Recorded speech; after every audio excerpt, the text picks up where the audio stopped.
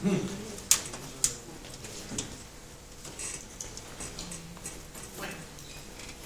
buenos días a todos. Muchísimas gracias por asistir a la presentación en esta jornada para presentar el libro con título Valoración de empresas y otros activos. Muchas gracias a todos por estar aquí. Me presento, yo soy Mariana Marín, soy la decana de la Facultad de Administración y Dirección de Empresas y me acompaña doña Isabel Jiménez, la directora general de la Fundación de Estudios Bursátiles y Financieros. Muchas gracias a la Fundación por estar aquí siempre y apoyando. Y también me acompaña nuestro primer ponente, don Iván Cubel, Senior Manager de Deloitte. Muchas gracias. Para nosotros como Facultad de Administración y Dirección de Empresas, la verdad es que es un placer poder dar hoy acogida a esta jornada organizada fundamentalmente por la Fundación de Estudios Bursátiles y Financieros, con los que colaboramos estrechamente, con los que mantenemos una excelente relación, y prueba de ello es la presentación hoy de un libro que ha sido elaborado por profesores de esta casa, ¿no? Coordinado por nuestro catedrático de finanzas, don Ismael Moya, de lo cual estamos súper orgullosos. Así que yo por mi parte, pues muy feliz, ¿no? Porque al final este es el objetivo de la universidad, ser un lugar donde podamos todos estar, compartir conocimiento, intercambiar opiniones, crítica constructiva, aprender, hacer que se produzca la transferencia del conocimiento, no solamente a través de la formación de nuestros egresados, sino también con la sociedad, a través de este tipo de acciones y estas colaboraciones que llevamos a cabo regularmente, pues con la Fundación de Estudios Bursátiles y Financieros. Así que por mi parte, daros la bienvenida, espero que disfrutéis mucho de esta jornada. Después tenemos una mesa redonda sobre la valoración de empresas, que seguro que va a ser interesantísima. Así que muchísimas gracias a todos los asistentes y le paso ya la palabra a la directora general de la Fundación de Estudios Bursátiles y Financieros, Isabel Jiménez. Gracias. Muchísimas gracias, Mar, por acogernos en la Facultad de ADE de la Universidad Politécnica. Muchísimas gracias a la Universidad Politécnica por estar dentro del patronato de la Fundación de Estudios Bursátiles y Financieros, en la persona de Ismael Moya, miembro del patronato, y también por esa vocación docente y esa vocación también de vincular a las empresas con la universidad.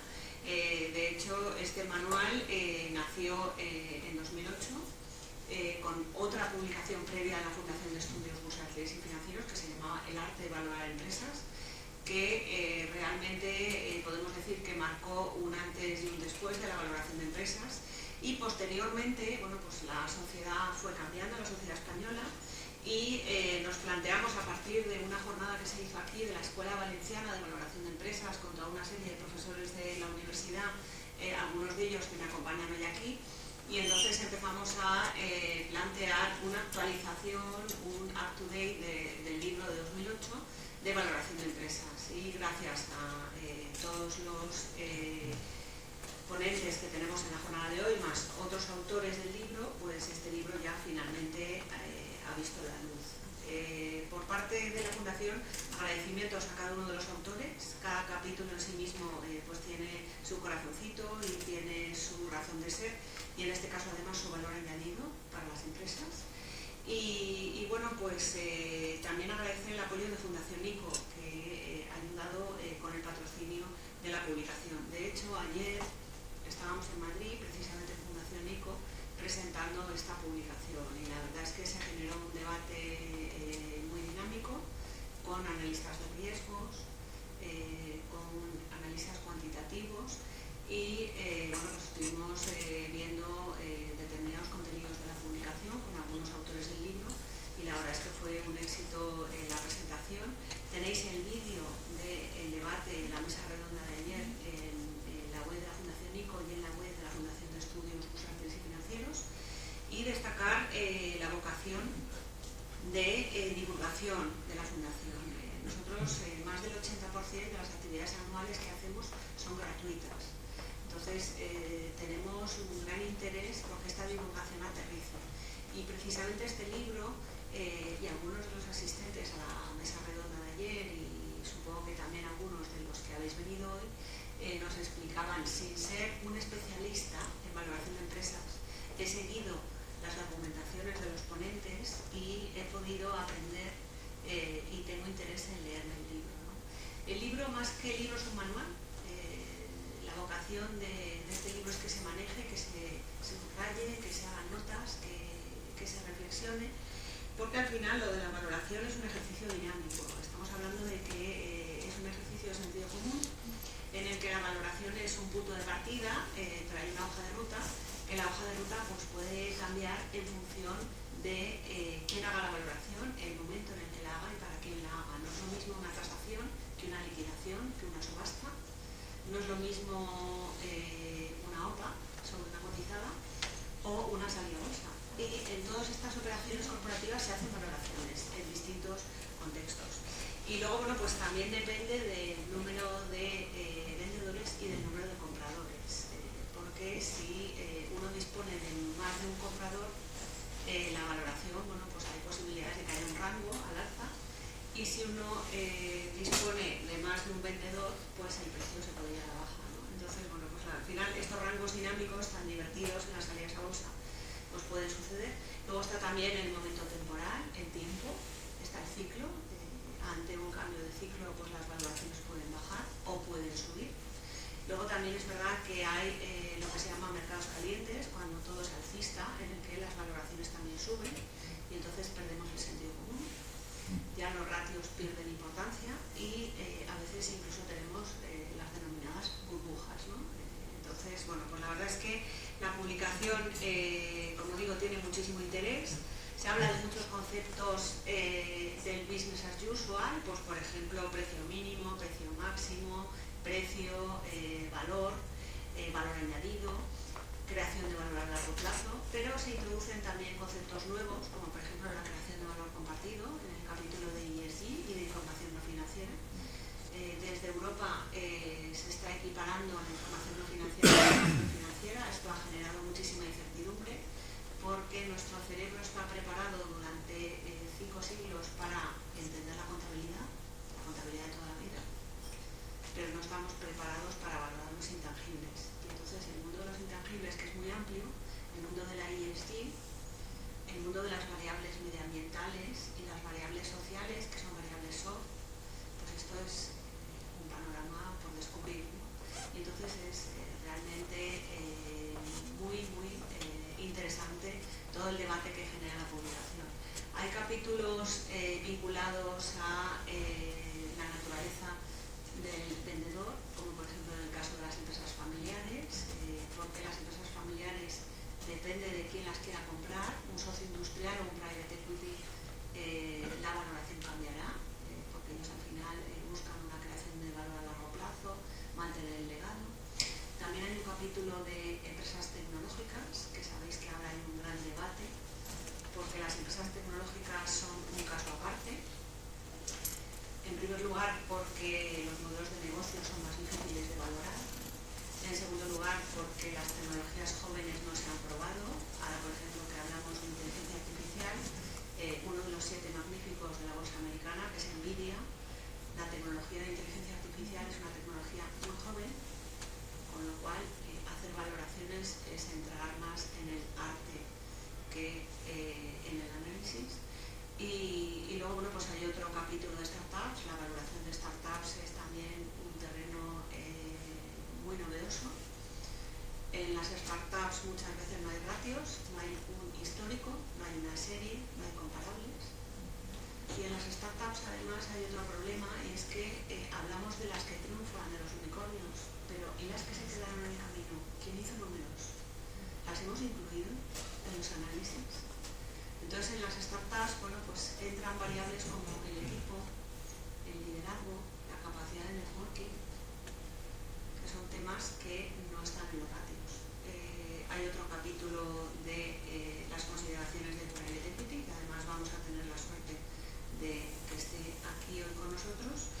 Y bueno, pues la verdad es que, como veis, cada capítulo en sí pues son tremendamente interesantes, y estamos en una sociedad digital en la que, por ejemplo, no se valoran los datos. Puede haber 2 empresas del mismo sector, pero una hace capitalización de los datos y otra no. Y la valoración cambia totalmente, ¿no? Tampoco se valora las plataformas, el poder de las plataformas. Y bueno, pues estos son intangibles que hay que ir incorporando a las ecuaciones, a las variables. Y luego, bueno, pues también el tema que subyace en el libro es los algoritmos, los modelos cuantitativos, pero siempre con el raciocinio de las personas que debemos estar por encima de la tecnología y no la tecnología por encima de nosotros, porque no sabemos a dónde vamos y si no sabemos a dónde vamos, pues difícilmente llegaremos, ¿no? Por mi parte, bueno, pues agradecer a todos los autores y bueno, vamos a intentar que os apasione el mundo de las valoraciones de empresas como nos apasiona en la Fundación de Estudios Bursátiles y Financieros desde que hicimos la publicación, como digo, en el 2008. El libro es dual, os lo podéis descargar en el ordenador para trabajar con él. Y luego también incide en la diferencia de las empresas cotizadas con las no cotizadas. Las cotizadas disponemos de más datos, pero bueno, en las no cotizadas hay muchas más no cotizadas que cotizadas, ¿no? Y luego, bueno, pues hay asimetrías en la información, pues por ejemplo lo que comentábamos antes, la valoración de las tecnológicas está muy por encima de ratios y la capitalización es muy elevada, de manera que se aleja el PIB americano de la capitalización bursátil y esto, bueno, pues genera disfunciones, ¿no? Así pues, bueno, pues vamos a terminar con esta introducción del libro. Agradeceros haber venido hoy a la presentación y continuamos con la ponencia de elementos a tener en cuenta en una valoración de empresas que será a cargo de Iván Cubel, que es uno de los autores del libro, Senior Manager de Deloitte y además profesor asociado de aquí de la Universidad Politécnica de Valencia.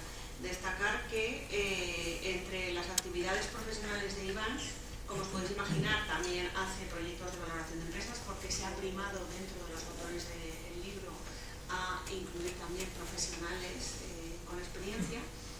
Iván ha realizado análisis de diagnóstico financiero, ha hecho due diligence. Ayer, por ejemplo, también estuvimos hablando de los algoritmos que hacen ahora due diligence automatizados. Nos encantaría que nos cuentes tus reflexiones al respecto. También prepara planes de negocio y proyectos de reestructuración financiera y destacar su experiencia en valoración de empresas, en auditoría, tanto a nivel interno como a nivel externo en diferentes sectores. Muchísimas gracias, Iván, por estar aquí. Muchas gracias Isabel, muchas gracias María del Mar por darnos esta oportunidad. También quería agradecer muy rápido a mis colegas coautores y al resto de ponentes y a vosotros por haber venido. Como decía Isabel, yo vengo a hablaros de los elementos a tener en cuenta en una valoración de empresas y cuando me pidieron un poco que preparara esta disertación, mi primer pensamiento fue elementos en una valoración de empresa hay muchos. ¿Cuáles destaco? Porque tenemos un tiempo limitado.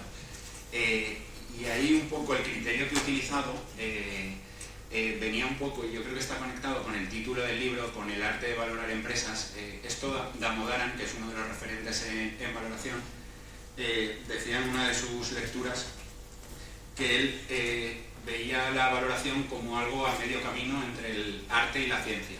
Y lo llamaba artesanía, lo llamaba craft. ¿Por qué? Pues porque no podemos entender un ejercicio de valoración como un ejercicio matemático. Nos estamos quitando una parte muy relevante de la valoración y, en mi opinión, la más importante, la que da lugar a más debate. ¿Y cuál es esa parte? Toda la que se aplica al criterio del valorador. Entonces, yo los elementos que os quiero destacar hoy son precisamente aquellos que en mi experiencia profesional requieren de mayor precisión o de mayor cariño a la hora de aplicar el criterio del valorador. Entonces, ¿cómo? A ver.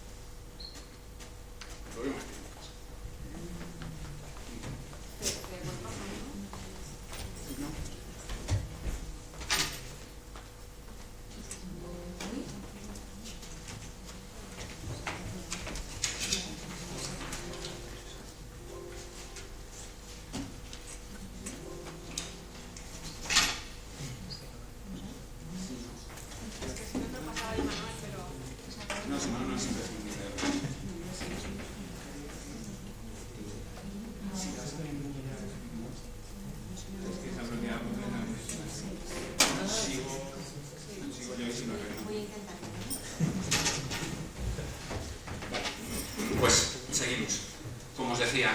en una valoración hay muchísimos. Por ejemplo, por destacar algunos. Elementos a tener en cuenta en una valoración, incluso antes de empezar. Pues fundamental entender las variables macro que pueden afectar a la valoración. Tipos de interés, primas de riesgo, etcétera, etcétera. Igualmente, y bajando de lo macro a lo micro, el sector es algo fundamental. De hecho, cuando muchas veces una empresa busca a un asesor para hacer un ejercicio de valoración, lo que más prima es la especialización sectorial. O sea, es fundamental entender el sector, saber cómo le afecta el ciclo, saber cuáles son las palancas de valor. Por ejemplo, oye, hay compañías donde el famoso EBITDA que tanto se escucha y que tanto se utiliza, sí que es un buen parámetro, un buen proxy para hacer un ejercicio de valoración, y hay otras donde, por ejemplo, el peso de las inversiones en activo fijo, el CAPEX, el working capital, el dinero inmovilizado en cuentas a cobrar, existencia y tal, es tan relevante que la importancia del EBITDA se diluye. Y por supuesto también fundamental, y es un trabajo previo al ejercicio de valoración, es entender la empresa. Dos empresas en un mismo sector no tienen los mismos drivers de crecimiento, los mismos drivers de valor, entonces es fundamental analizar el histórico de la compañía y entender su plan estratégico y por dónde pretende crecer y demás, porque tiene un impacto clave y fundamental en el ejercicio de valoración. Elementos dentro ya de un ejercicio de valoración. Lo primero, seleccionar el método. Hay métodos distintos para situaciones distintas de compañía. En el caso de la más habitual, que es el descuento de flujos de caja. Muchas gracias. Vale, os he leído, os estaba explicando la columna de la izquierda. Sigo por la columna de medio. Como os decía, en el ejercicio más habitual de valoración, utilizando un método de descuento de flujos de caja, pues elaborar las proyecciones, que es una de las cosas que más tiempo nos requiere y está súper sujeta al criterio del valorador. Y luego la tasa de descuento, que muchas veces parece un ejercicio más teórico, más metodológico, luego nos pararemos, pero también tiene muchos matices y muchos aspectos donde la decisión del valorador condiciona el resultado final. Y por supuesto luego en los análisis de sensibilidad y en el contraste de resultados con otros métodos de valoración de contraste, etc. Como veis, muchos elementos. Lo he simplificado en la siguiente slide para que entendáis ese criterio del valorador, donde entiendo yo en un ejercicio de valoración habitual de los que hacemos en el día a día nosotros, para que veáis cómo se imbuye en cada uno de los elementos de una valoración. Como os he dicho, lo primero, ¿qué hacemos para formar ese criterio del valorador? No nacemos, o sea, la primera vez, lo decía Damodaran también, que a valorar se va valorando, que importa leer y importa asistir a estas ponencias y ir a clases, pero ese criterio del valorador se desarrolla valorando. Pues para formar ese criterio del valorador, lo que decíamos, fundamental el entendimiento de la situación macro, del sector y de la empresa. Con eso formas tu criterio de valorador y entonces en un esquema estándar de descuento de flujos de caja, oye, ¿dónde está el criterio del valorador? El plan de negocio. Aquí yo creo que es bastante obvio, os lo puedo ilustrar de forma sencilla. Cuando yo me pongo a valorar, pongamos un ejemplo, Telefónica, ¿cuánto va a crecer en los próximos años? Pues ahí hay una incógnita, una incertidumbre que se resuelve con el conocimiento sectorial, pero al final hay una decisión del valorador sobre qué hipótesis es más razonable. Con eso se generan unos flujos de caja, un free cash flow, que se descuenta, como os he dicho ya, en el descuento. ¿Qué beta utilizo? ¿Qué comparables para sacar la beta? ¿Qué otras compañías parecidas a Telefónica elijo? Pues ahí también hay un peso relevante del criterio del valorador. Con eso sacamos el valor de la empresa, le quitamos la deuda financiera neta, que en principio es una cosa que sale en el balance de la compañía y que debería ser clara, y sin embargo hay grises donde también hay que aplicar el criterio del valorador. Os pongo ejemplos. Las empresas en el día a día, casi todas, financian sus cuentas a cobrar. Si tú le vendes a un cliente a 90 días, vas al banco y le pides que te adelante esa cuenta a cobrar y tienes la caja ya. ¿Eso es deuda o no es deuda? Pues hay muchísimos matices, incluso entraríamos en el terreno legal y demás. Incluso acaba siendo un tema de negociación entre vendedor y comprador muchas veces. Entonces, como veis, incluso en una cosa que en principio es un parámetro contable que debería estar sujeto a menos debate, también hay muchísimos matices. Y luego en los análisis de sensibilidad, es imposible, por limitaciones metodológicas y de tiempo y demás, sensibilizar a todas las variables que tiene una valoración, porque como hemos visto hay muchísimos elementos. Decidir a qué variables y cómo las sensibilizas es también un elemento fundamental de la valoración donde se tiene que aplicar ese criterio. Me voy a detener en las que os he destacado para ilustraros un poco, oye, ¿por qué son relevantes? ¿Por qué son las que os traigo para destacar? Oye, la selección del método de valoración.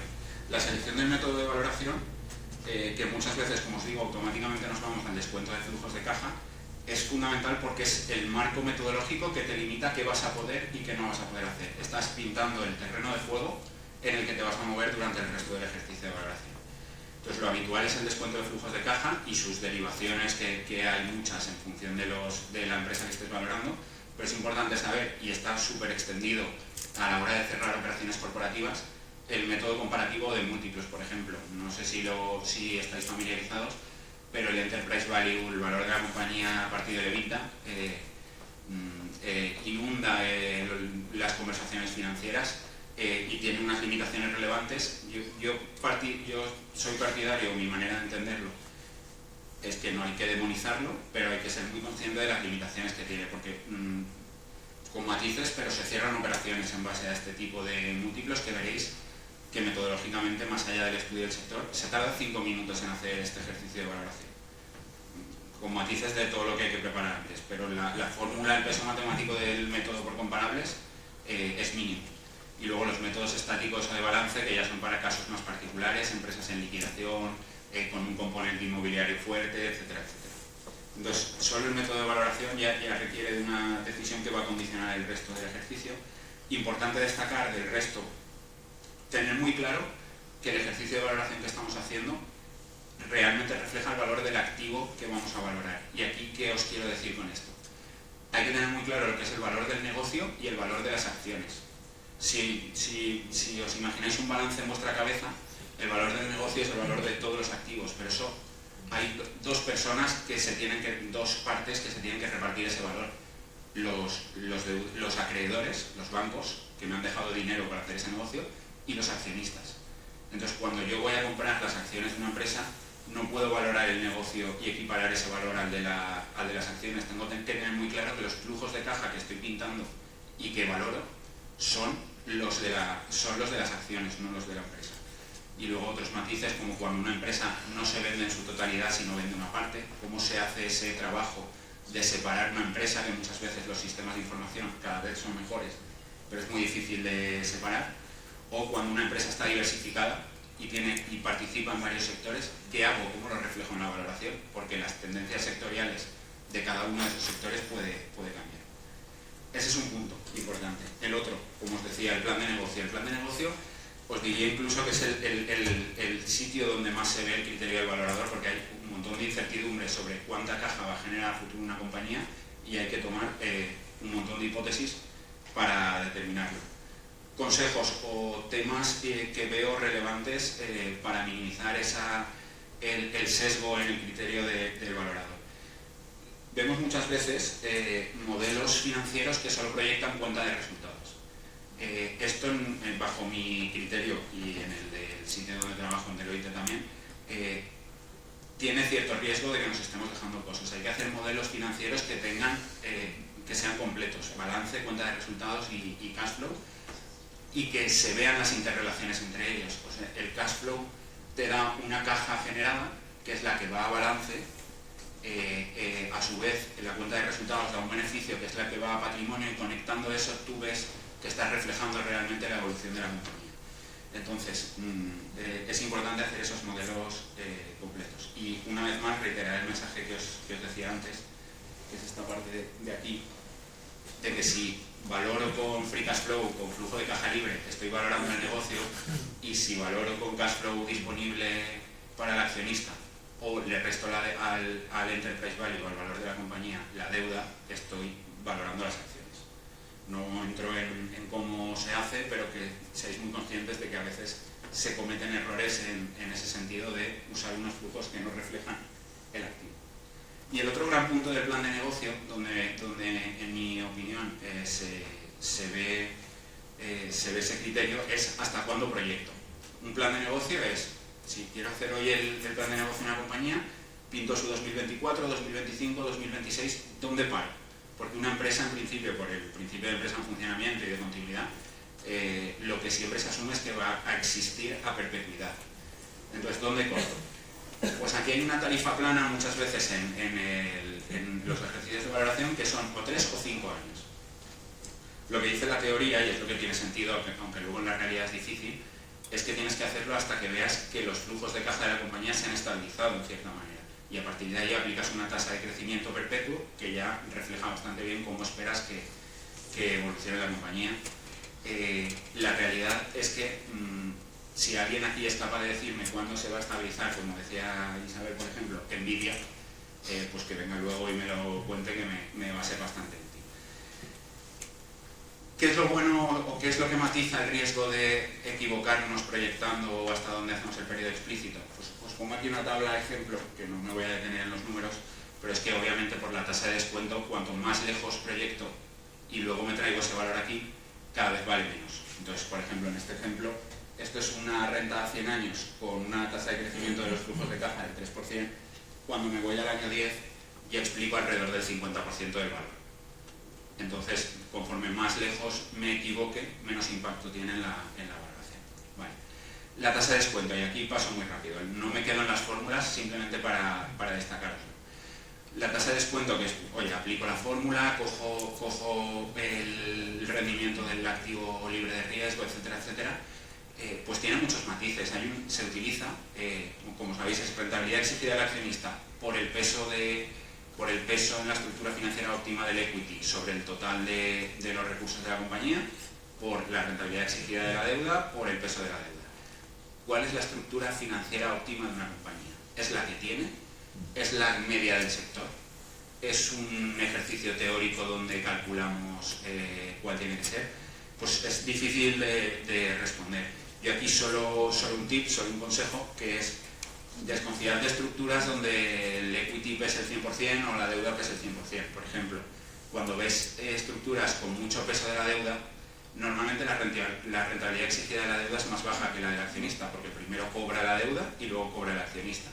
Entonces, darle mucho peso a la deuda es una trampa del ejercicio para bajar la tasa de descuento e incrementar la valoración. Entonces, que veáis que incluso en estos temas pues está sujeto al criterio de valoración. Y luego me quería detener en los múltiplos, como os decía.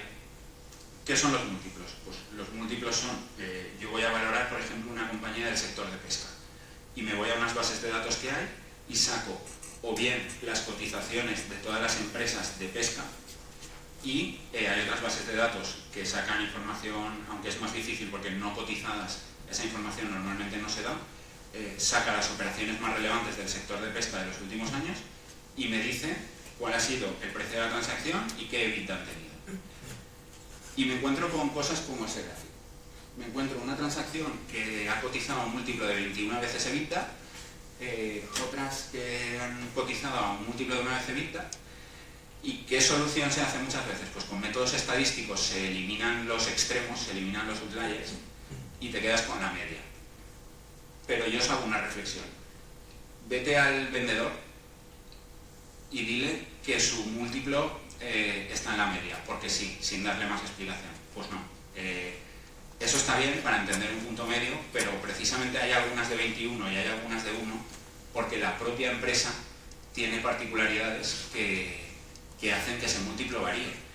Y además de las particularidades propias de la gestión, del plan de negocio, etc., es que el EBITDA no es algo que salga en cuentas anuales. Y el EBITDA con el que se transaccionan empresas no es tan sencillo como coger unas cuentas anuales, coger un resultado de explotación, sumarle la amortización y me sale mi EBITDA. Hay una serie de ajustes que hacen los asesores, que hacen las partes, que no es público y que no lo podemos ver. Entonces este múltiplo muchas veces está condicionado por todo ese tipo de cosas y la validez es limitada. Yo sigo reiterando que es un ejercicio de valoración muy útil, pero hay que tener muy claras sus limitaciones. Y por último, si hay tantos elementos en una valoración sujetos a criterio del valorador, ¿qué podemos hacer para mitigar? Porque ya no hablo de sesgos del criterio interesados. Ser conscientes de que toda valoración, en mi opinión al menos, tiene sesgo, porque en el momento que tomamos decisiones y hemos entendido de una manera concreta el sector, las variables macro y la compañía, vamos a estar un poco sesgados por nuestro estudio. Entonces, ¿cómo limitamos ese sesgo? ¿Cómo intentamos equivocarnos menos? La herramienta más habitual son los análisis de sensibilidad. Pero incluso en los análisis de sensibilidad, ¿cómo decido si la variable clave de mi plan de negocio son las ventas? ¿Es la rentabilidad? ¿Es el plan de inversiones a futuro? ¿Es un cambio regulatorio? ¿O es la tasa de descuento? Que también se puede hacer un análisis de sensibilidad a la tasa de descuento. Pues se puede hacer a varias cosas, pero sí que es importante, y yo aquí el mensaje que destacaría es cosas buenas del análisis de sensibilidad, minimizar ese sesgo en cierta manera, aunque nunca eliminarlo, y luego que nos permite abrir rangos de valor. La realidad en la mayoría de valoraciones en las que yo he trabajado es que no das un valor único, porque precisamente por ese sesgo y por otro tipo de variables de incertidumbre, etc., es que ese valor único no existe. Das un rango de valor. La limitación o tema que hay que ser, o sea, ¿cuál puede ser la tentación? Abro sensibilidad a todas las variables del modelo. Bueno, eso da una complejidad que muchas veces es contraproducente. Por eso es importante el criterio del valorador una vez más, para ver en qué 3 o 4 variables del ejercicio de valoración tengo que hacer la sensibilidad. Y yo con esto, y por concluir, ¿qué quería expresaros con esta reflexión sobre los elementos a mi criterio más relevantes para la valoración de empresas? Oye, que es un ejercicio económico, que no es un ejercicio solo matemático, y que ese peso de la decisión del valorador y de la incertidumbre y de cómo la manejamos es fundamental. ¿Cómo manejamos esa incertidumbre? ¿Cómo formamos el criterio? Que lo decía antes, estudiando el sector, estudiando la empresa, estudiando el macro y teniendo experiencia valorando. No hay otra manera de desarrollar un criterio del valorador, no hay atajos, no hay otra forma. Tercer mensaje relevante, que es un poco reiterar el primero, que la valoración está llena de decisiones que implican utilizar el criterio del valorador. La cuarta, que para mí es una relevante, que igual hemos pasado de manera más implícita, es que para todo eso es fundamental entender las implicaciones económicas de las decisiones que tomamos. Y aquí os pongo un ejemplo muy claro que para mí es el que mejor ilustra cuando estoy trabajando con mis equipos este tipo de cosas. Tú construyes la tasa de descuento con la fórmula que hemos visto antes, pero imagínate que te da un 6%, con unos tipos de interés ahora mismo que están en torno al 4%, y una prima del mercado de renta variable sobre el de renta fija que varía entre el 4 y el 6, lo que queráis poner en función de los parámetros que cojáis. Eso dice que, que el rendimiento histórico de la bolsa americana, cotizadas las más grandes del mundo, las más sólidas en principio, está en torno a un 8 o un 7%.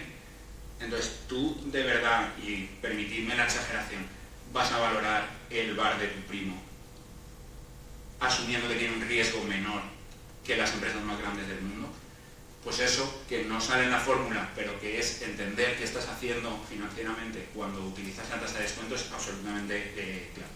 Y por último, como ya os decía, que la manera, aparte de entender esas implicaciones financieras, la otra manera de disminuir el sesgo son los análisis de sensibilidad. A partir de aquí, daros las gracias. Y abierto si queréis preguntar algo, si hay algún tema que no haya dejado claro, y os puedo ir. ¿Hay alguna pregunta?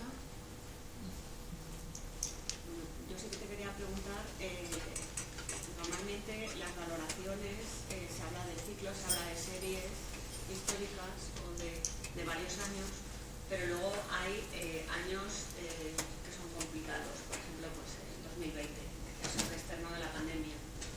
Entonces yo me imagino que en ese momento vosotros sobre la mesa tendréis valoraciones, tendréis proyecciones, el análisis de escenarios, Y entonces, ante esas circunstancias, ¿qué es lo que hacéis? ¿Esa etapa de los 3 meses de confinamiento lo quitáis de la serie, de las proyecciones?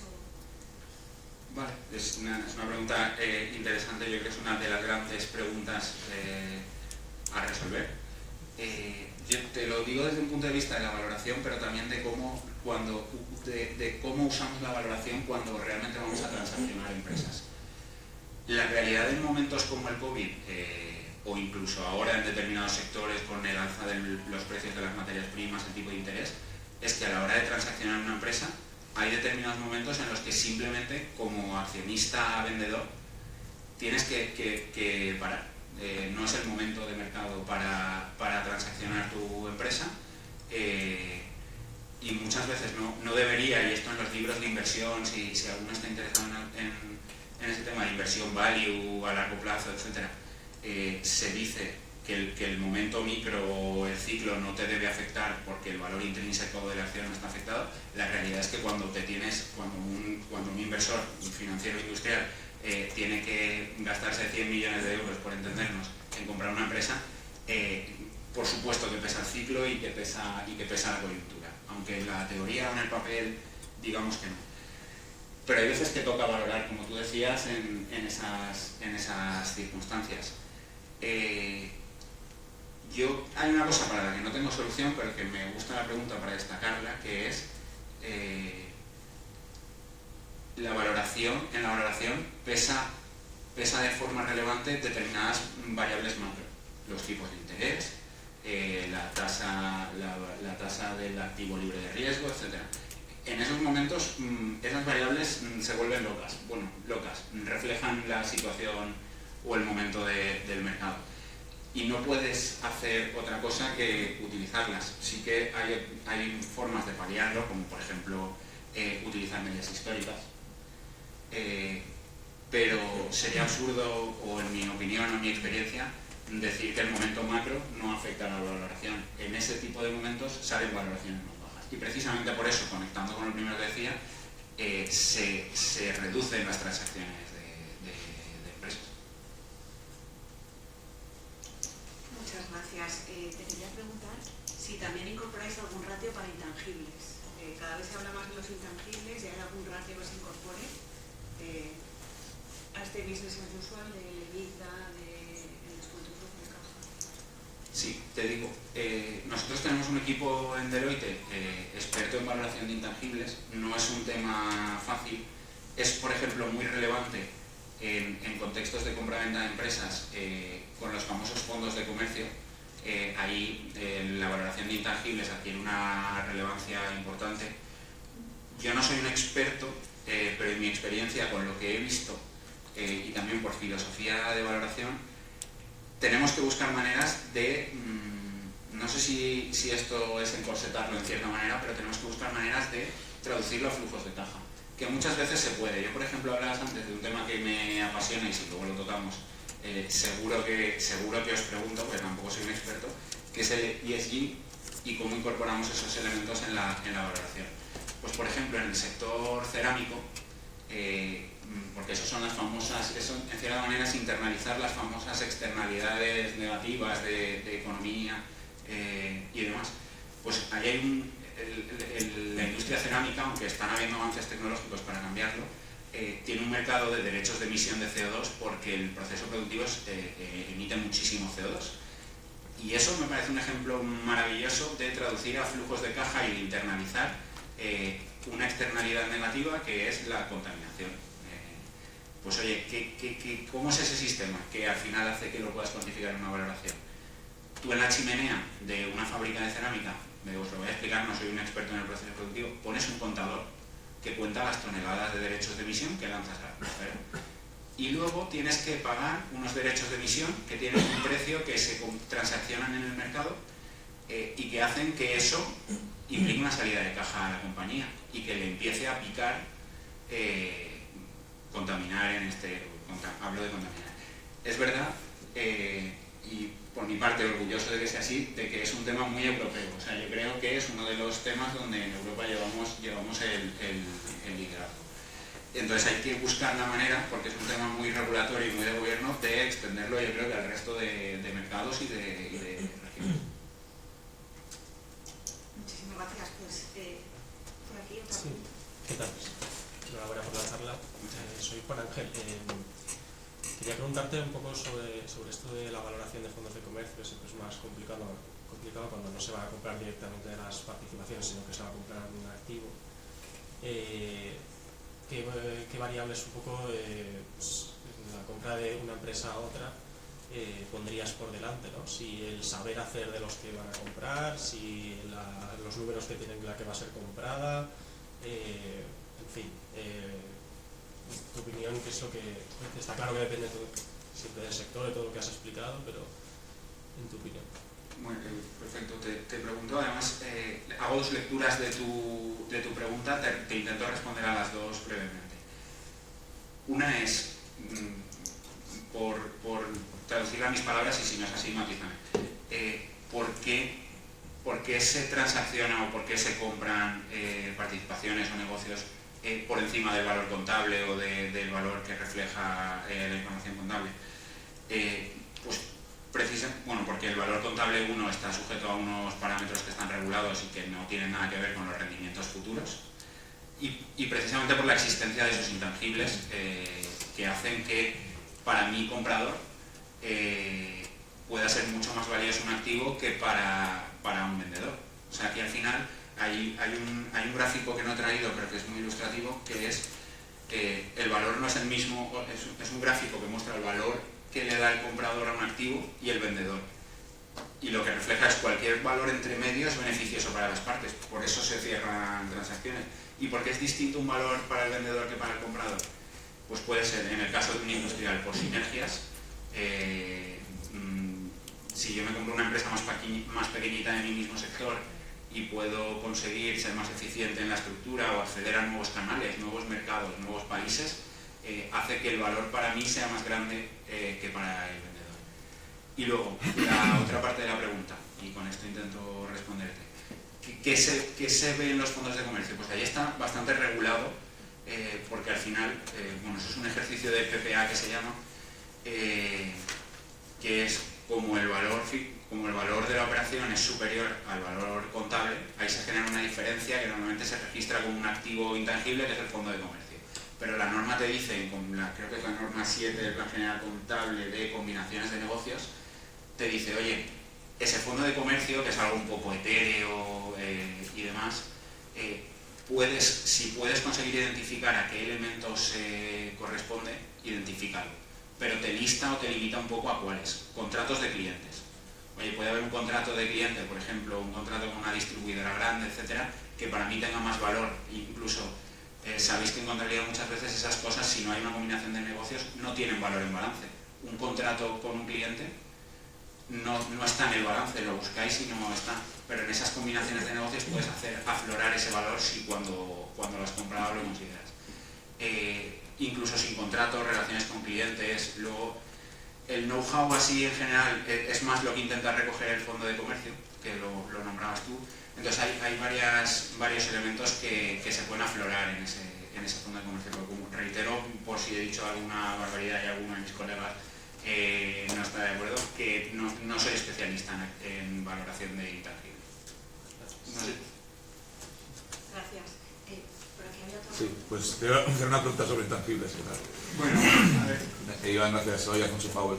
En una situación concreta, no sé si tenéis experiencia y si no, cuál sería tu sugerencia teórica, pero ahora con la fluidez que hay de cambio de expertos en diferentes empresas, cuando tienes un CTO específico, un equipo de técnico que se te va, que no tienes la capacidad de retenerlo, un plan manager de una planta determinada, esa incertidumbre de tu capacidad de retención de ese personal clave para el desempeño de la empresa, esencial en muchas empresas, sobre todo tecnológicas, ¿eso cómo lo factorizas? ¿Cómo lo valoras, ese riesgo? Es difícil. Me siento más cómodo y si no consigo responderte, dímelo y le intento dar otro enfoque desde el punto de vista del asesoramiento en operaciones corporativas. Oye, ahí hay mecanismos, porque es absolutamente un factor fundamental. Isabel lo mencionaba en el caso de las startups en una conversación que decíamos antes, pero pasa absolutamente en todas las empresas. la retención del talento, que además es un tema que trasciende un poco incluso a la valoración, y sobre todo esos empleados clave. Pues oye, hay mecanismos que si haces bien los deberes en una operación corporativa, yo creo que te permiten minimizar ese riesgo. Los famosos, las famosas cláusulas de retención, de no competencia, etcétera, etcétera. Eso es algo que se hace para mitigar eso. ¿Cómo lo factorizo en todo caso en un ejercicio de valoración? A mí se me ocurre, por lo que decía antes, de que mi filosofía o con mi experiencia hay que intentar llevárselo todo a la caja, porque luego hay muchas veces que decimos que factorizamos un elemento en un ejercicio de valoración, pero si no lo aterrizamos, lo hemos factorizado y en nuestra mente está muy bien, pero el impacto real en la valoración es limitado. Yo te diría que si me encontrara con una valoración donde eso es un tema absolutamente relevante y no está bien atado a través de ese tipo de mecanismos, yo creo que la generación de escenarios, con las herramientas que yo tengo en la cabeza, podría ser una opción. Si tú tienes, me gustaría, si tienes otras en la cabeza, tú... Es lo único que se me ocurría, efectivamente, pero es que, claro, tienes un abanico de posibilidades, como que se te vaya y simplemente se retire a pesar de todo, o que te crea incluso un competidor nuevo. Es un tema, además, que tiene mucho interés, especialmente yo creo que en el mercado Comunidad Valenciana, por el tipo de empresa que tenemos, más pyme, menos cotizada, etcétera, muchas veces las transacciones que se hacen son de una empresa donde el accionista es gestor y es absolutamente la persona clave. Entonces nos encontramos situaciones donde se va a transaccionar una empresa donde la empresa no tiene sentido sin el CEO. Pues ahí están esos mecanismos que te contaba, y yo creo que hay otro que es absolutamente relevante, que es que no tienen por qué transaccionarse las empresas por el 100% de sus participaciones. Dejarlo en minoría con opciones de venta a futuro, recompensando ese acompañamiento del minoritario, del empleado clave, pues yo creo que son mecanismos que, más allá del prohibir, del non-leave, del non-compete, yo creo que son incluso más útiles porque incentivan, hay sistemas de earnout en función de la evolución del EBITDA que son muy interesantes. Gracias. Sí, comentar dos reflexiones del tema de los equipos. Lo primero, en el caso de las startups, sabes que hay un ranking de variables y se suma hasta 10. El equipo puede llegar a sumar 3 o 4 sobre 10 en una valoración, en una ronda de levantamiento de capital. Y en el caso de los equipos, a veces hay precios de compra, como muy bien indicaba Iván, que hay un account, es decir, está condicionada los cobros, hay un calendario de cobros y los directivos claves se tienen que quedar. Esto en el private equity es muy habitual y lo comentará Ramón en su intervención. Muchísimas gracias. Tenemos que dar paso a la mesa. Yo pido un aplauso para Iván, por favor.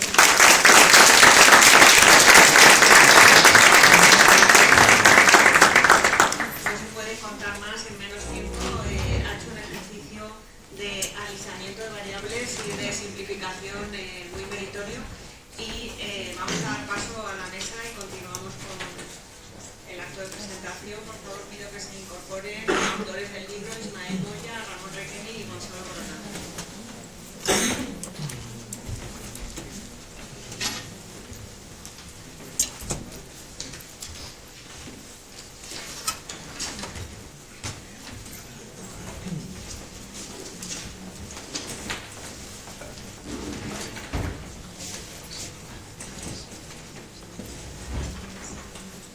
Bueno, de izquierda a derecha me acompaña a la izquierda Ramón Requeni, socio director de Implica Corporate, licenciado en ADE, máster bursátil y financiero de la Fundación de Estudios Bursátiles y Financieros, más de 70 cursos relacionados con la empresa, los negocios y las finanzas, auditor en Arthur Andersen, adjunto a la dirección regional en BNP Paribas Private Banking, adjunto CEO de Grupo Suñer, socio del área Levante de One to One, de Improven, de Vector Company y desde hace unos años socio director de Implica Corporate Finance en la Comunidad Valenciana. Ramón Requeni es el responsable del capítulo referido a valoración de empresas desde el ámbito del private equity. Siguiendo hacia la derecha tenemos a Ismael Moya, catedrático de la Universidad Politécnica de Valencia de Economía Financiera y Contabilidad, miembro del patronato de la Fundación de Estudios Bursátiles y Financieros y también participa en el Centro de Investigación de Ingeniería Económica de esta universidad. Y siguiendo a la derecha, Gonzalo Coronat, presidente ejecutivo de GB Consultores, legales y tributarios, licenciado en Ciencias Económicas de la Universidad de Valencia, diplomado superior en Estudios Financieros por la Complutense, máster en Dirección de Empresas y con más de 33 años de experiencia profesional en la elaboración de planes estratégicos, viabilidad, reflotamiento de empresas y planificación financiera. Ismael Moya ha hecho el capítulo referido a valoración de empresas cotizadas y Gonzalo Coronat ha hecho el capítulo de valoración de empresas familiares, con lo cual son temas interesantísimos y para abrir el debate yo comenzaría con una reflexión sobre la sociedad digital. Supone más dificultades para la valoración de empresas, aparecen nuevos modelos de negocio, aspectos difíciles de cuantificar, de incorporar los modelos y se reducen las diferencias y las barreras sectoriales. ¿Qué opináis de todo ello a la hora de incorporarlo en la valoración de empresas? ¿Empezamos por Ramón? Pregunta difícil, pero el micro este. ¿Por aquí? Ahora. La verdad, perdón, soy Ramón Requeñi. Gracias a todos por venir y por el tiempo que dedicáis a venir. A ver si somos capaces de devolveros ese esfuerzo con algo de conocimiento. La primera pregunta del mundo digital, nosotros estamos como muy metidos más en el mundo tradicional, con lo cual de ahí nos vamos a contestar cualquier cosa, pero es verdad que el mundo digital cada vez está más presente, incluso diría, en las compañías más tradicionales. Nosotros estamos hace poco con una compañía que hace temas de aparatos electrónicos, pequeño aparato eléctrico, es un negocio muy tradicional, ¿no? Al final, vender lavadoras, microondas o lo que tú quieras, pero este señor resulta, o esta compañía que ya factura un dinero, pues igual tiene un porcentaje de su negocio que lo vende todo a través de Amazon, Marketplace, entonces, donde él estaba acostumbrado a vender cadenas de tiendas, ¿no? Al detalle, ¿no? Ferreterías y demás, o incluso grandes superficies, pues ahora aparece un negocio un poco más tecnológico, en un negocio súper tradicional. Pero cuando hablamos de tecnología, pensamos en cosas que sean puramente tecnológicas y cada vez la tecnología está más presente de manera transversal en negocios tan tradicionales como la fabricación y comercialización de un microondas, ¿no?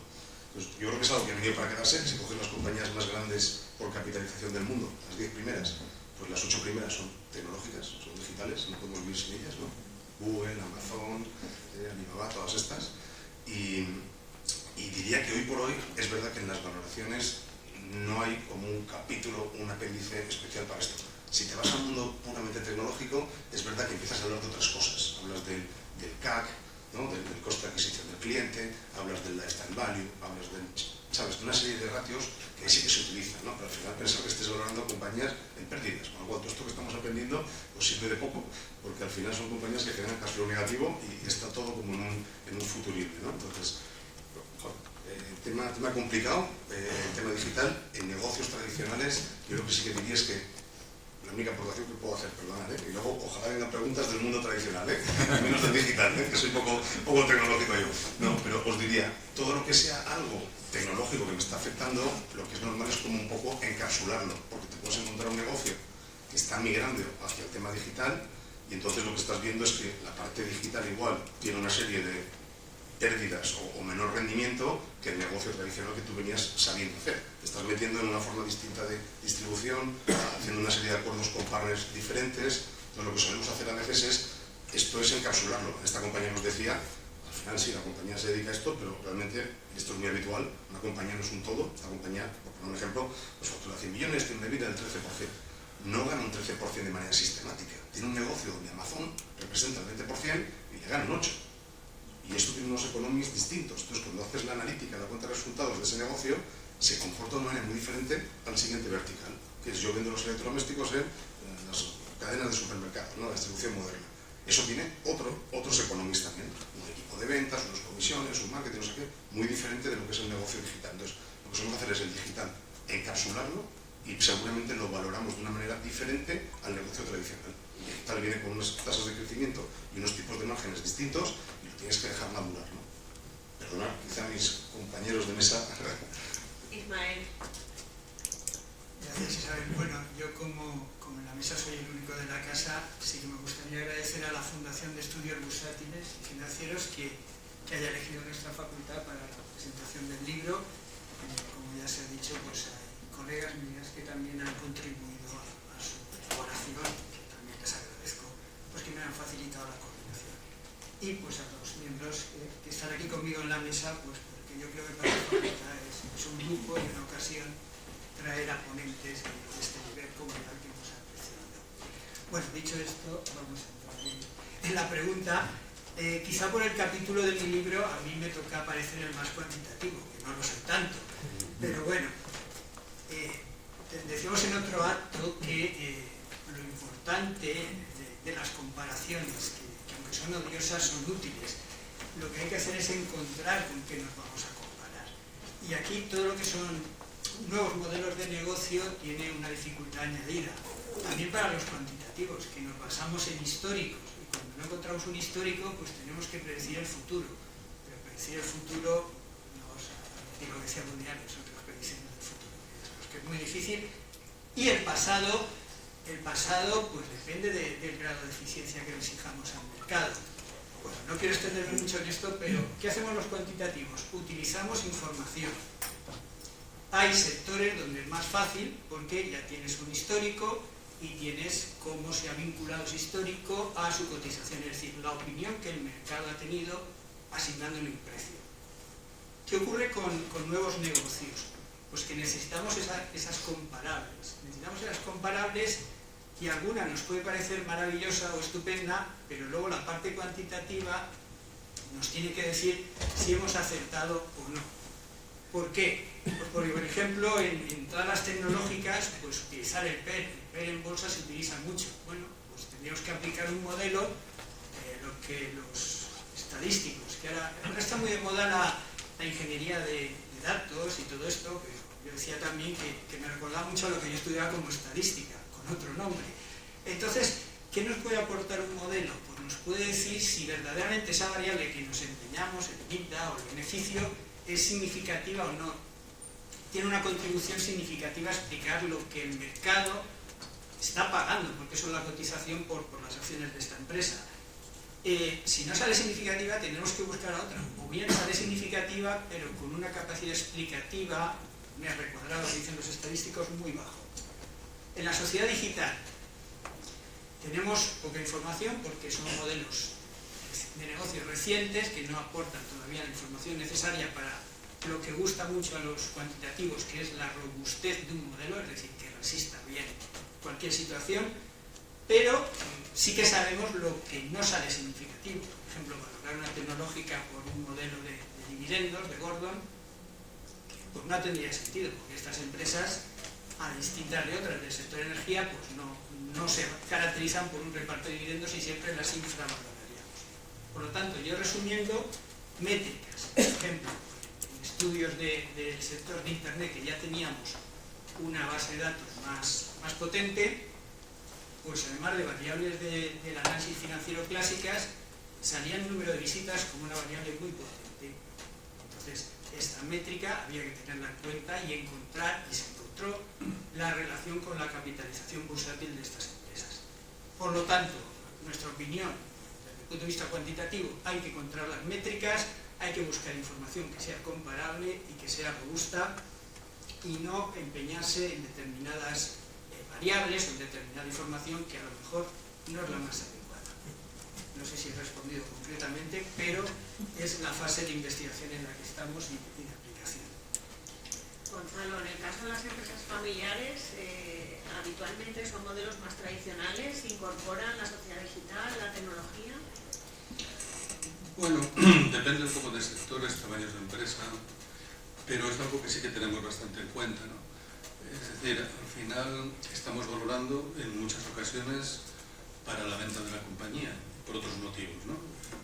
Normalmente en los protocolos de sucesión se establece una valoración anual, incluso los métodos de valoración, para cuando tenga que hacerse un poco el intercambio, y al final cuando estamos valorando nos basamos en el pasado, pero al final compramos futuro, ¿no? Y es lo que tenemos que rentabilizar, y es evidente que a la hora de hacer proyecciones no tiene nada que ver una empresa que ha entrado en un proceso de digitalización real.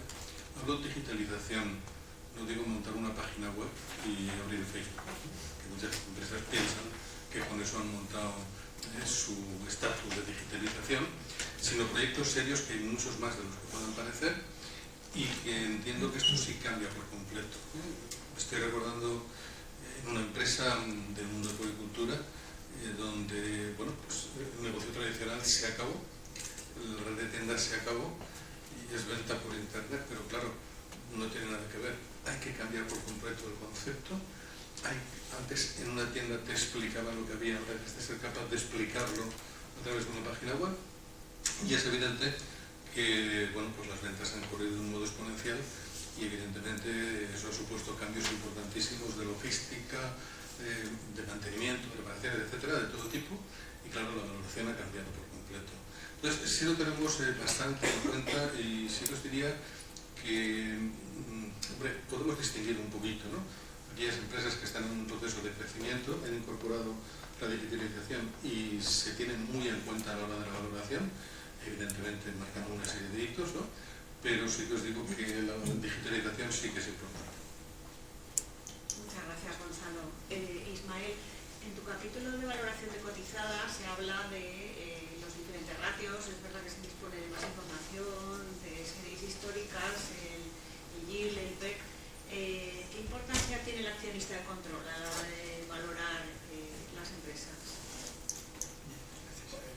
Bueno, cuando utilizamos modelos explicativos de la capitalización bursátil, dato a explicar a lo que queremos saber qué información influye sobre qué es la capitalización bursátil, este valor se construye multiplicando el número de acciones que cotizan por su precio en un momento determinado que sea representativo. El problema de estos métodos es que lo que es válido para una acción no es válido para el conjunto de las acciones. Es decir, no se puede valorar igual una participación de un inversor que solo busca un rendimiento económico de alguien que quiere adquirir pues, un paquete de acciones significativo que le permita controlar la sociedad. ¿Esto por qué? Porque quien controla la sociedad va a determinar la política futura, sus inversiones, su financiación, el reparto de dividendos, y va a afectar al resto de accionistas. Por lo tanto, es algo que hay que corregir en los modelos de valoración que explican la capitalización bursátil. ¿Cómo corregirlo? Pues hay que buscar todos los modelos cuantitativos de regresión, de cuadrados, lo que buscan es comparar, tener una comparación con algo y reducir el error con esta estimación que se hace en función de las comparables. Lo más inmediato y lo que más hemos investigado es en el tema de, por ejemplo, OPAs. Cuando hay una oferta pública de adquisición de acciones, lo que se está comprando no solamente es la parte económica, se está comprando la parte política en la sociedad. Entonces, bueno, pues hay una serie de primas de acciones, hay transacciones que se han hecho en el mercado y se trataría de ver cómo se ha producido un incremento en la cotización y por lo tanto en la capitalización bursátil después de producirse el anuncio de la OPA, corregido si ha habido alguna contra-OPA o una disputa con otro posible inversor, y esto introducirlo en el modelo. Si resulta significativo, ya tenemos una forma por sectores de cuantificar cuál ha sido el valor que el mercado, porque si la OPA ha tenido éxito, ese valor ha sido aceptado por los inversores, y si no ha sido significativo, no hemos podido cuantificar exactamente el valor de control. Pero en cualquier caso hay que corregirlo. Si las estimaciones están entre un 10-20% en modelos econométricos o modelos estadísticos, como norma general. Y sí que me gustaría aclarar que los modelos estadísticos lo que nos dan es un valor complementario. Como decía Iván anteriormente, una valoración de empresa requiere una valoración concreta del negocio que se va a comprar o vender. Pero los modelos cuantitativos aportan una información adicional, un rango de valores y otro más con la confianza estadística que te da a saber que las variables son significativas y la capacidad explicativa que tiene. Muchas gracias, Ismael. Ramón, en tu capítulo hablas de cómo Private Equity utiliza o puede utilizar ratios, metodologías tradicionales, pero después incorpora otros factores. A veces es un poco el alfa, el expertise del equipo de valoradores de la firma. ¿Cuáles son esos factores y tenéis sectores a los que tengáis especial cariño o sectores que en la Comunidad Valenciana sean los más habituales? ¿Está cambiando la forma de pensar de los empresarios que eran reacios a tener una valoración? ¿Son más abiertos a tener esa valoración e incluso también a vender y ver la empresa como un capítulo más en su vida y no morir con las botas puestas aunque hagan el negocio? Madre mía, son 3 preguntas en una y yo me enrollo mucho, o sea que desconectarme esto cuando me haga muy pesado. O sea, más que factores, yo diría que en mi capítulo que hablamos sobre la valoración del private equity, la verdad que es como pues, un índice de cosas desde la experiencia de lo que hacemos nosotros. Es decir, creo que es el único capítulo que no tiene bibliografía, perdonad, porque esto sale un poco de lo que hemos ido viendo, ¿no? Y ya no solo que haga el private equity, sino que al final englobemos ahí cualquier inversor financiero profesional, ¿no?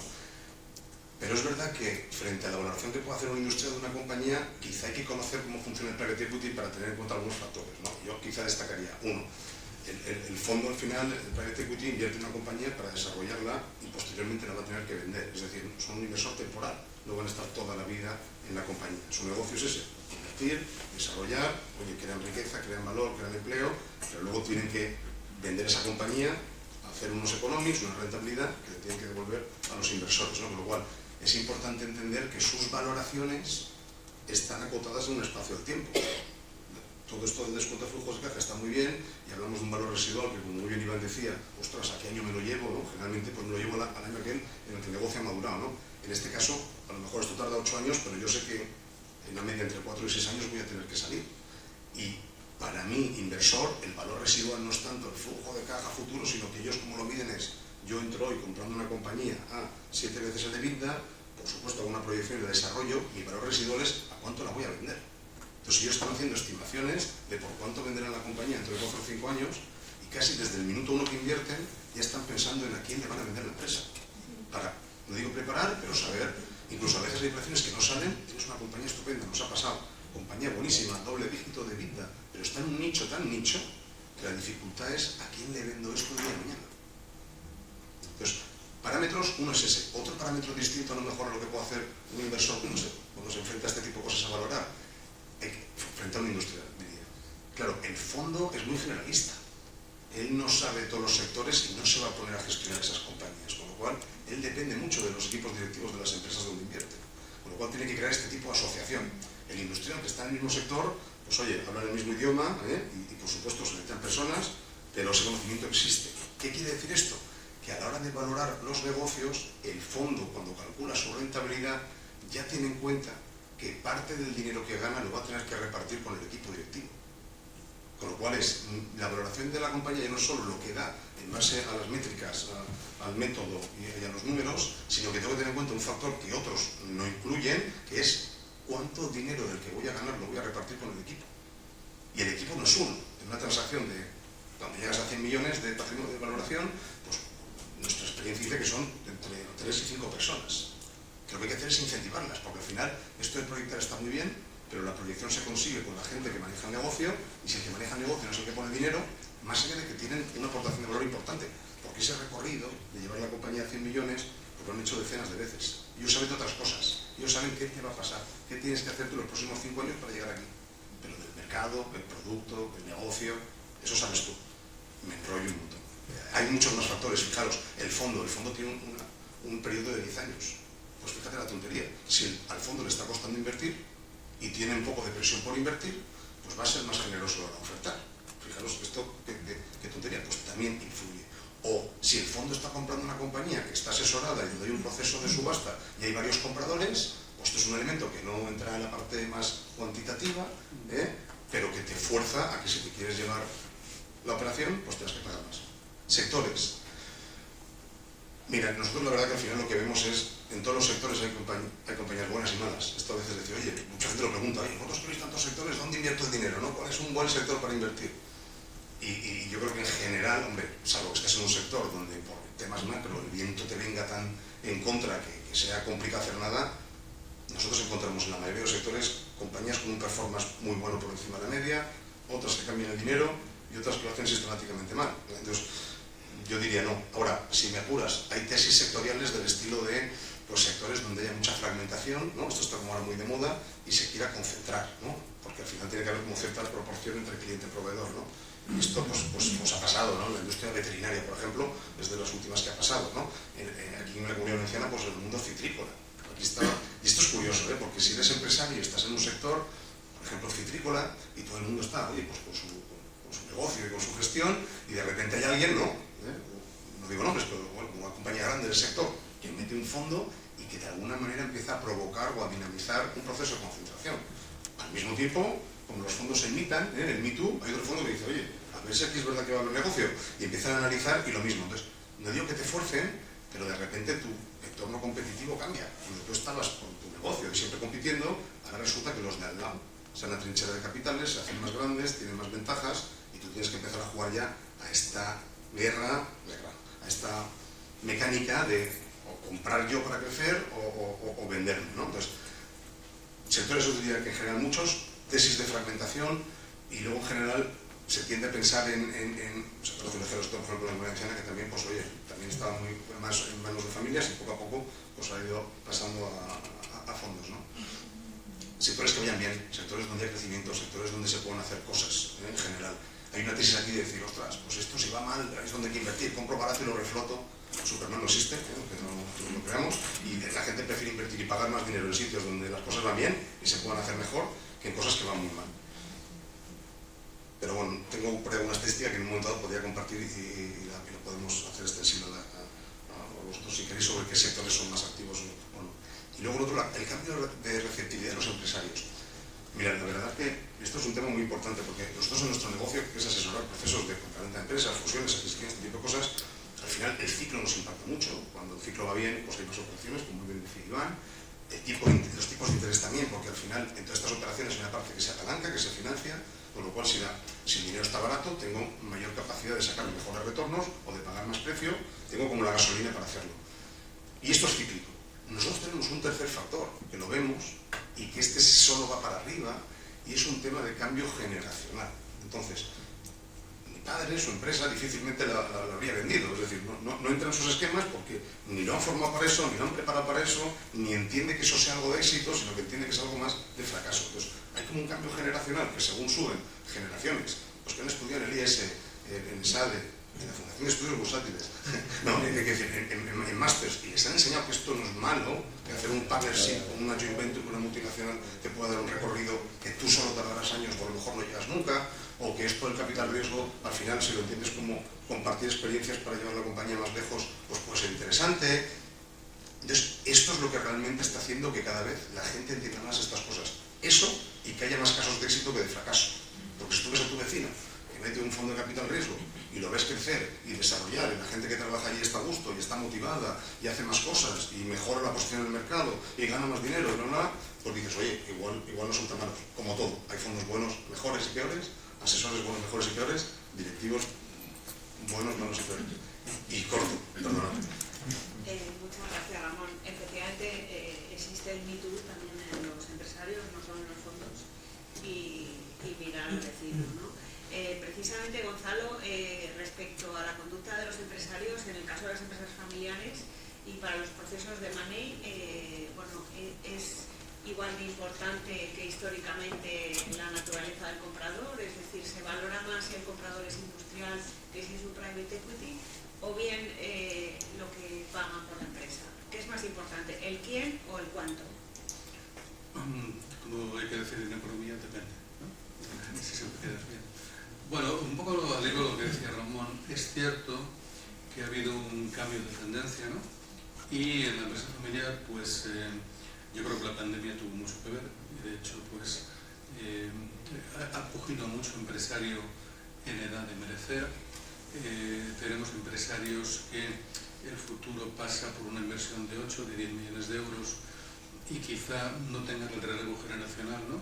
Creo que mañana se presenta aquí un estudio por la cátedra de empresa familiar donde se analiza la situación de la siguiente generación y me han anticipado que los resultados son francamente complicados, ¿no?, en cuanto a la continuidad.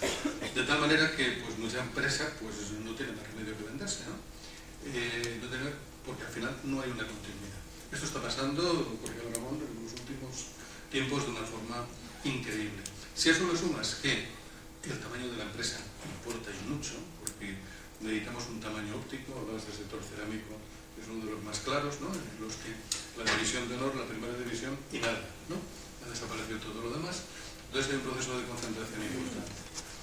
¿Qué pasa? En muchos casos por eficiencia interna, en otros casos por falta de sucesión, ¿no? De una forma u otra, este tipo de operaciones sí que se están multiplicando, ¿vale? Y evidentemente, ¿quién está entrando en este juego?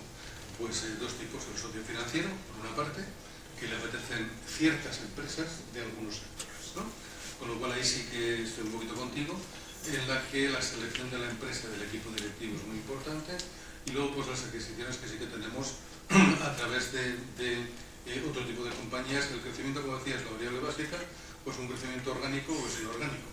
El orgánico tiene sus limitaciones, el inorgánico pues es un tema hacia adelante. En estos momentos nosotros estamos llevando un proceso de compra de tiendas, ¿no?, masiva, con el fin de tomar, digamos, una cuota de mercado que realmente te sea rentable, o económicamente rentable, para un grupo de empresas, ¿no? Bueno, pues esto es lo que está sucediendo.